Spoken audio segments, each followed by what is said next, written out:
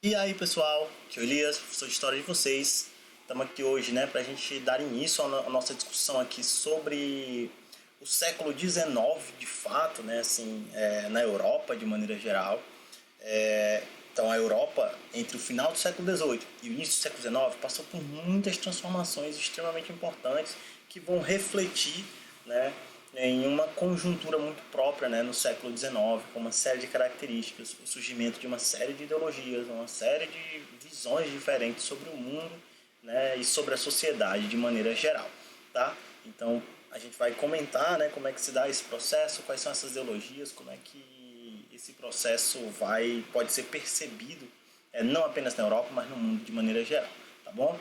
E esse conteúdo ele é muito importante porque lá no ele é fundamental, para a gente poder pensar não apenas o século XIX, mas também o século XX, E, por exemplo, quando você vai para o nono ano, o nono ano a gente vai falar a maior parte do ano sobre o século XX em uma relação muito direta com esse século XIX. Então, esse é um conteúdo que você não pode ficar com dúvida, tá bom? A dúvida que surgir, manda para mim lá no Google Class, vou responder assim que possível e a gente vai dialogando e vai dando certo, tá certo? Então vamos lá para a gente poder começar. Certo? Então pessoal, para a gente poder entender o século XIX é fundamental entender a forma como se pensava, no século XIX. E aqui a gente vai pensar um pouco sobre as ideologias políticas, que surgem na Europa ao longo do século, desde o final do XVIII e vão ganhar espaço, principalmente ao longo do século XIX, que refletem as transformações sociais, políticas e econômicas pela que a Europa vivia, que a Europa viveu, na verdade, entre o final do século XVIII e o início do século XIX. Então, se a gente pretende entender o que era a Europa do século XIX, é fundamental que a gente entenda o que se pensava sobre aquele contexto, quais eram as ideologias políticas que permeavam a sociedade europeia, quais eram os debates políticos e econômicos que existiam em torno de todas essas transformações pelas quais a Europa estava passando. Então, ao longo aqui das aulas, a gente vai comentar sobre o contexto histórico, o que estava acontecendo, quais são as transformações que vão ocorrer. A gente vai falar sobre o nacionalismo, a gente vai falar sobre o liberalismo, a gente vai falar sobre os socialismos, o socialismo utópico, o socialismo científico, a gente também vai falar sobre o anarquismo. Então, quer dizer, vamos comentar um pouco sobre algumas das principais ideologias que vão ali permear os debates políticos da Europa no século XIX. Claro que a gente vai falar de maneira mais geral, para a gente poder entender mesmo de fato cada uma dessas ideologias. É preciso se aprofundar no estudo delas, mas para a gente ter uma ideia mais ampla, a gente vai comentando aqui as principais características de cada uma delas. Tá? Então, pessoal, primeiro a gente vai falar um pouco sobre o contexto histórico. Qual é o contexto histórico do século XIX?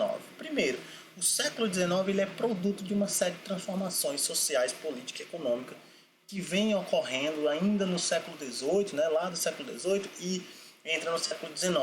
A gente está falando de transformações no modelo social que existia, seja com a crise do antigo regime, seja com o advento do capitalismo e uma nova divisão social, a sociedade de classes, seja a forma política que os reinos e que as nações europeias passam a assumir ao longo do século XIX. Para isso a gente tem uma série de eventos e processos históricos ocorrendo que vão afetar profundamente a forma da Europa de ver o mundo, Quer dizer, a forma de pensar o mundo ela se transforma muito profundamente em decorrência de uma série de processos. Que processos são esses? A gente tem a Revolução Industrial, que alterou profundamente as relações econômicas, que foi elemento crucial no próprio desenvolvimento e consolidação do capitalismo como sistema econômico. Então, uma transformação profunda. As relações passam agora a se fundamentar principalmente no quesito econômico. Então, as relações econômicas elas vão tomando espaço dentro da sociedade industrial.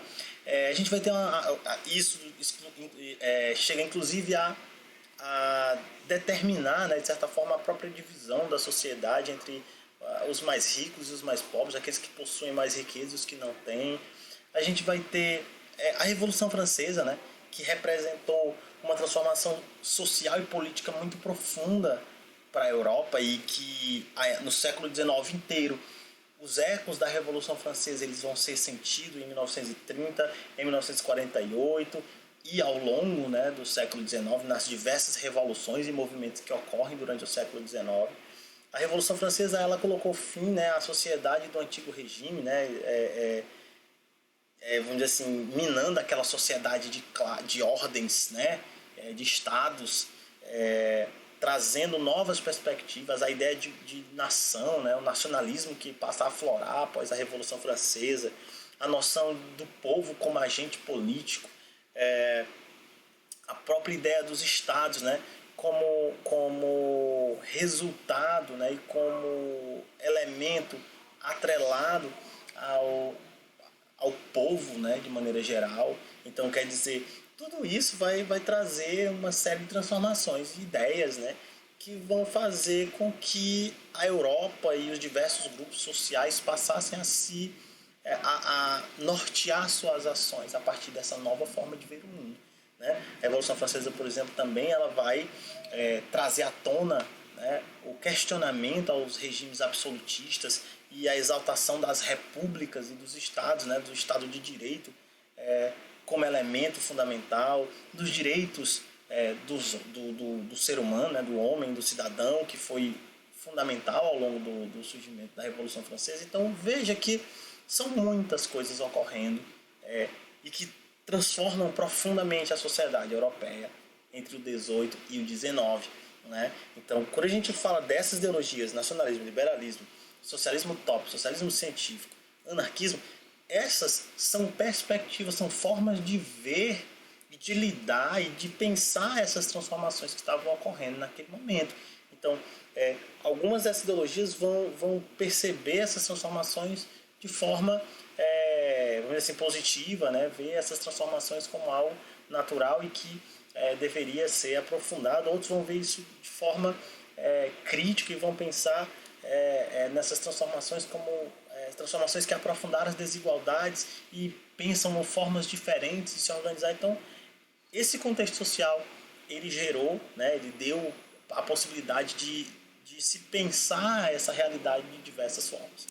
Né? O aprofundamento das desigualdades sociais, né? Então a Revolução Industrial ela é um elemento fundamental nesse processo, né?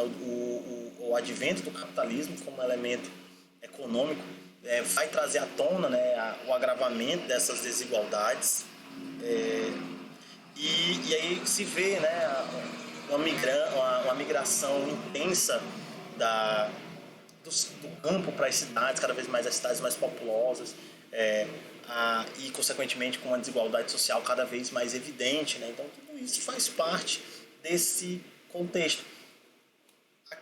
Acrescenta aí também o surgimento das nações, né? A nação como nós entendemos, né? O fortalecimento dessas nações e a definição dos nacionalismos, a criação, né, dessa comunidade imaginada que é a nação, né? E aí aqui a gente vai ter um longo processo que vários dos reinos europeus vão passar, alguns com mais facilidade, outros com mais dificuldade, que é a de construir um sentimento, né, de nacionalismo, um sentimento de pertencimento a essas nações. Também faz parte desse processo. E aí eu tirei aqui um trechinho, né? Então, muitos analistas perceberam que o desenvolvimento do capitalismo, embora produzisse um aumento nunca visto na produção de riquezas materiais, não significou a eliminação da pobreza, muito pelo contrário, a intensificou. O aumento da riqueza não significou a sua distribuição pelos diversos setores da sociedade, mas concentrou-se nas mãos dos mais ricos, da burguesia ou dos capitalistas. Então, quer dizer, cada vez mais, em vez a Revolução Industrial, ela transformou a forma de produzir, né? Então, produzindo agora numa escala nunca antes vista, numa velocidade nunca antes vista, mas essa aceleração do processo de produção não significou a sua distribuição ou a distribuição das riquezas provenientes dessas transformações. Tá? E aí é justamente em decorrência desse contexto todo que surgem as ideologias, algumas contrárias a forma como a sociedade estava organizada, outras que apoiavam o modelo como ele estava sendo estabelecido. Então, As ideologias políticas do século XIX elas são consequência desse contexto social. Né? Um contexto social marcado, né, principalmente por essa profunda desigualdade, né, e essas transformações no âmbito da política, no âmbito da econômica, no âmbito social. Certo? Então, a primeira das ideologias que nós vamos comentar é o nacionalismo. O nacionalismo que é uma das que vai estar presente, né, uma das ideologias que vai estar presente, de certa forma, nas diversos reinos aí, europeus do século XIX. E o que é o nacionalismo? O nacionalismo, pessoal, é o sentimento de pertencimento a um povo, né, nação, cultura, que compartilham uma série de características comuns. Então, fazer parte de uma nação, né, a nação ela é um conjunto, né, é um conjunto que envolve povo, território e um estado. Né? Isso é uma nação, tá? Para quem não sabe. Uma nação é o conjunto composto pelo povo que vive num determinado território e que é governado por um determinado estado. Esse povo, ele está sujeito a essa ideologia que é o nacionalismo. E o nacionalismo ele é o sentimento de pertencimento. Vou usar o Brasil como exemplo, tá? Mas isso vale basicamente para qualquer nação. O sentimento de pertencimento significa dizer que eu, né, devo, dentro da perspectiva do nacionalismo, sentir pertencente ao povo brasileiro. Então eu me considero brasileiro porque eu sinto que eu faço parte desse povo, né? Ou seja, que eu pertenço a esse povo.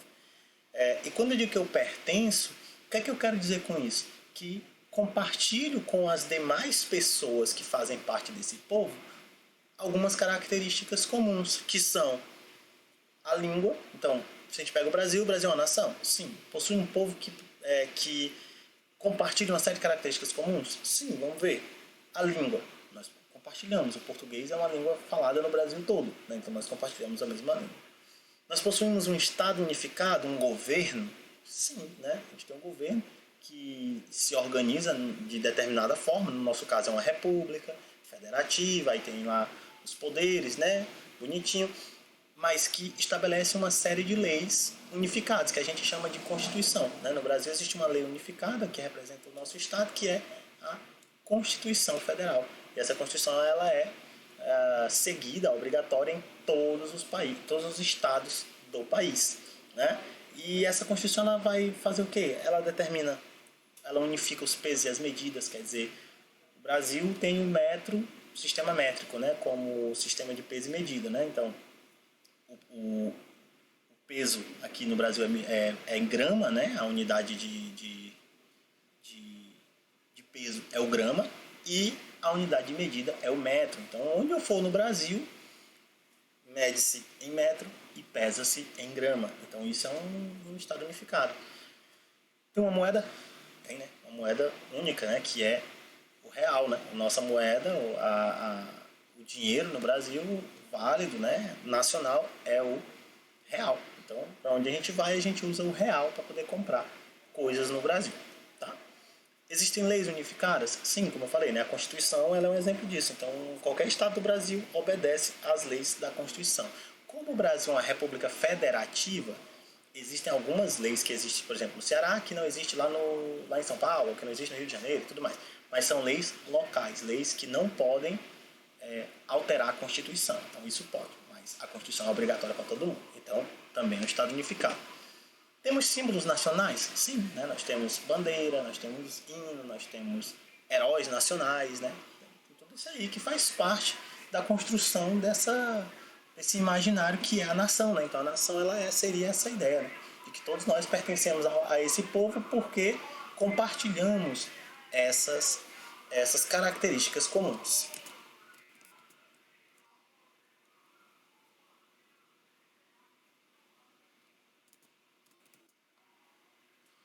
Além disso, nós também compartilhamos uma cultura, né? ou várias culturas, ou ainda uma cultura composta de culturas. Né? Então a gente tem uma série de elementos culturais, de práticas culturais que são identificadas como pertencentes ao povo.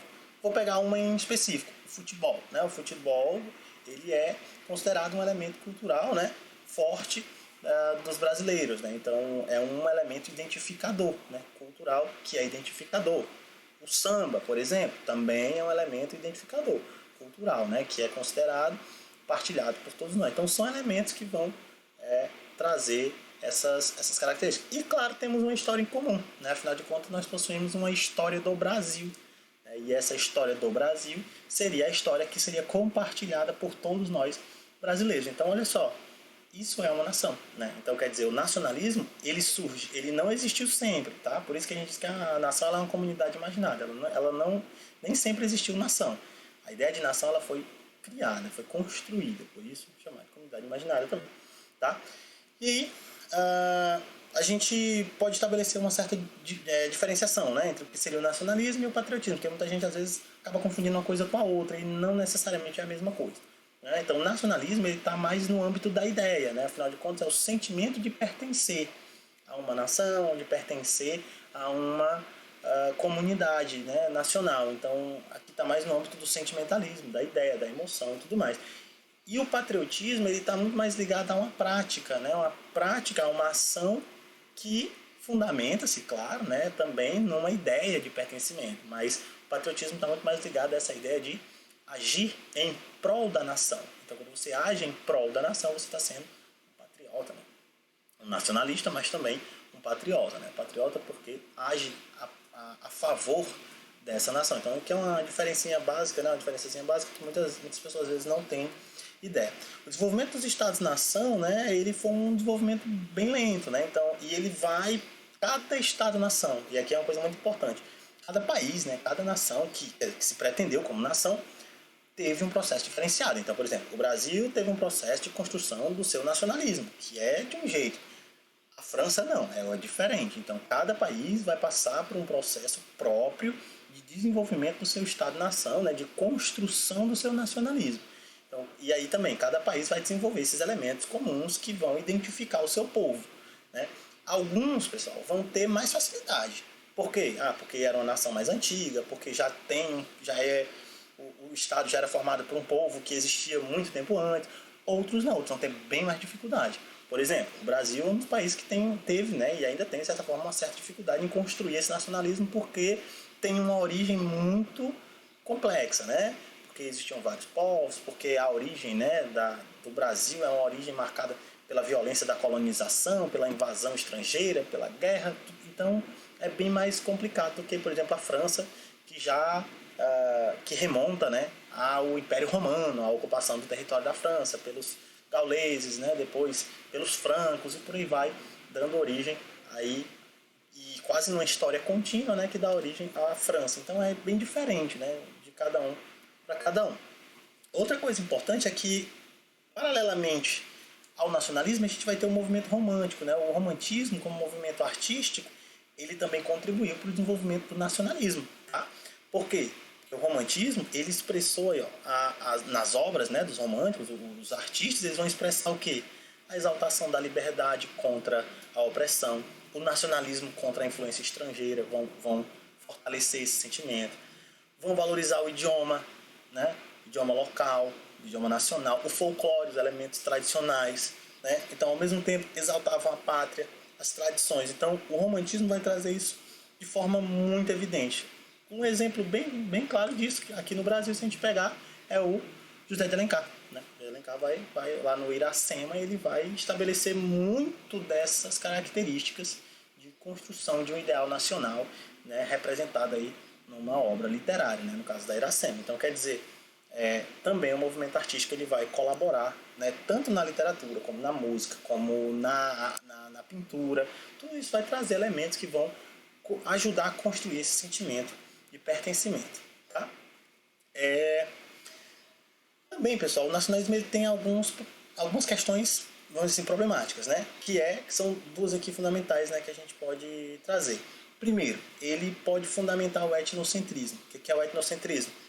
É a perspectiva de julgar os povos a partir da minha cultura, né? Então, por exemplo, sei lá, eu sou brasileiro. O brasileiro é conhecido, por exemplo, por ser muito carismático, né? Empático, gostar de abraçar, de dar beijo e tal. Enfim, é uma pessoa muito... O brasileiro é conhecido por ser muito acolhedor, né? Nesse sentido.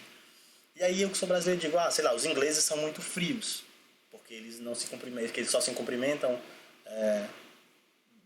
distantes, né? Não são que nem a gente, não gosta de abraço, não gosta de beijo. Então, são muito frios. Essa é uma perspectiva, né, etnocêntrica, né? Por quê? Porque eu estou julgando o outro por aquilo que a minha cultura é. Então essa perspectiva ela gerou também, né, alguns problemas em relação às noções, né, de cultura. Por exemplo, a Europa sempre se viu como modelo civilizacional, ou seja, quis impor o seu modo de ser às demais culturas. A gente viu isso, por exemplo, quando a gente falou sobre, sei lá, a catequização dos indígenas, por exemplo, né? Era uma obrigação, uma imposição aos indígenas do modo de ser europeu. E a mesma coisa vai acontecer na África, né? Você vai obrigar, vão se impor a forma de ser europeia aos povos africanos e também a forma de etnocentrismo. Então, a Europa, os países, né, justamente inflados por esse nacionalismo, vão querer impor o seu modo de ser aos povos diferentes, muitas vezes não respeitando as particularidades dos povos, vendo esses povos como selvagens, como bárbaros, como inferiores. Esse fortalecimento, crescimento do nacionalismo também levou a esse tipo de sentimento, né, de surgir na Europa ali o chamado etnocentrismo, né, e isso foi bastante complicado. Outro problema é a chamada xenofobia, né, que é a aversão, literalmente, às culturas diferenciadas, né, aos estrangeiros de maneira geral. Então dá para ver isso no próprio romantismo. Então, essa aversão àquilo que é estrangeiro também foi fundamentalmente fortalecida pelo nacionalismo, porque a partir do momento que o nacionalismo cria, né, essa ideia de uma comunidade que compartilha, né, características, quer dizer, que traz pontos em comum, né, e que, enfim, dividem ali um território, cria-se também aquilo que não faz parte dessa comunidade. Então, a partir do momento que se cria a comunidade, cria-se também aquilo que não faz parte da comunidade. E quando se cria esse que não faz parte da comunidade, também aí surgem aí sentimentos, muitas vezes, de aversão a esse outro que não faz parte da comunidade, né? Então, o nacionalismo muito exacerbado, muito forte, vai levar também a esse esquema aí de segregação, né? De aversão ao estrangeiro, de perseguição aos estrangeiros, justamente em decorrência disso. Isso aqui é fundamental. Entender o nacionalismo é fundamental para se entender, por exemplo, movimentos do século XX como o fascismo e o nazismo, que são movimentos etnocêntricos, são movimentos nacionalistas e são também movimentos xenofóbicos, né? Então, quer dizer, aí elementos que o nacionalismo ele vai trazer e que vão, né, complicar aí lá na Europa ao longo do século XIX e do XX também, né? Então, também o nacionalismo passa a ser usado como justificativa para a exploração de outros povos. Como eu falei, dentro desse ponto de vista etnocêntrico, a Europa, os países da Europa vão se ver como as nações que eram modelo para o mundo, né?